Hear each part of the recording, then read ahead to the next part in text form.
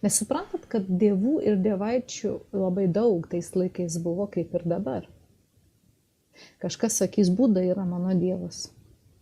Kažkas sakys, Dabar yra daug mažiau dievų negu buvo anksčiau, nes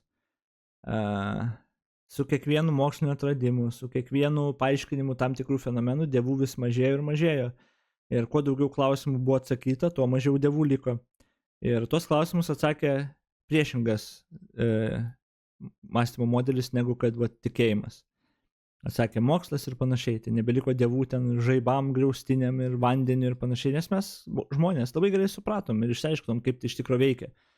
Tai yra vadinamas tas God of Gaps.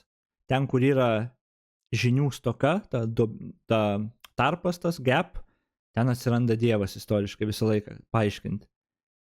O problema yra ta, kad, tu niekaip, yra net tendencija, kuri parodo, kad tavo dievas turbūt lygiai taip pat yra tiesiog kliedesys skirtas užpildyti kažkokią žinių spragą. O ta žinių spraga realiai ten iš kur mes atsiradom, gyvybės evoliucija, tokie dalykai, kur labai sunku net mokslui būtų atsakyti ir dažniausiai religijos iš viso net, jos net nemėgina atsakyti jokį tą klausimą, nes ką mokslas bei išsiaiškins, čia toks net nežinau ar atsakomas klausimas, ten iš kur atsirado, gyvybė ir visata. Net jeigu mes turėsim kažkokį atsakymą, kad iš kažkokio proceso atsirado, o iš kur tas procesas atsirado, jie visai gali klausti. Bet esmė yra ta, kad mes mokslas visi galime pripažinti, kad mes tiesiog nežinom. Bet jie nepripažįsta to. Jie galvoja, kad jie žino. Čia ir yra ta pirmoji argumentacinė ir loginė klaida, nes jie galvoja, kad jie žino. Jie negali funkcionuoti su nežinojimu. Ir tada jie sukuria dievus, God of Gaps. Sukuria dievus paaiškinti visokiems dalykams. To nereikia. Išmokyti egzistuoti nežinojime, jeigu nežinot.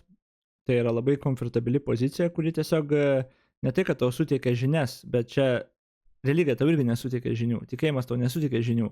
Suteikia tau imitaciją žinojimo. Kažkas sakys, kokios tai žvaigždės yra mano dievas.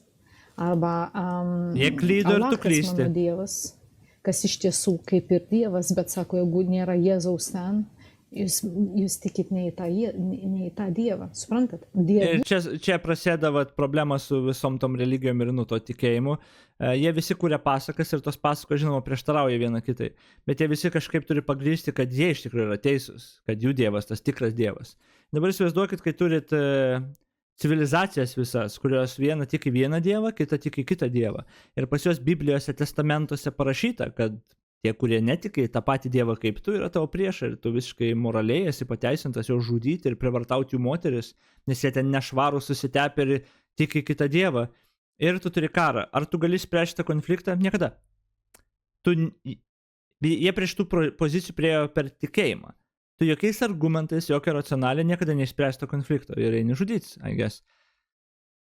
Ir jo, čia dabar prieina iš karto gina savo tą tikrąjį dievą, kad čia, jeigu to nėra, tai ten greičiausiai kitas dievas, jeigu to Jėzaus nėra, jo, jie visi tą sako ir jie visi turi tas savo nuostatas, čia yra problema. Ir mes niekaip negalim patikrinti tų teiginių, kuris dievas tikras ar dar kažką, ir tada visi gali savo kliedesius galvoj tikėti ir kariauti vieni prieš kitus. Apgailėtinas mąstymo procesas.